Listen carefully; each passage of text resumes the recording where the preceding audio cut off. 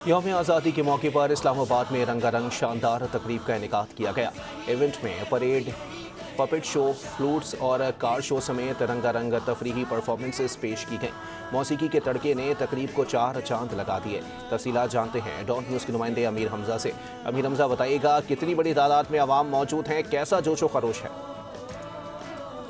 जी, मुल्क भर की तरह वफाकी दारुल-हुकूमत इस्लामाबाद में भी पाकिस्तान के 80वें जश्न आज़ादी की तकरीबात का आगाज़ किया गया और मैं इस वक्त इस्लामाबाद के डी चौक के मुकाम पर मौजूद हूँ, जहाँ पर CDA की जानब से सिटी परेड के नाम से एक मेगा इवेंट का इनेकाद किया गया और इस इवेंट में चारों सूबों की नुमाइंदगी भी की गई।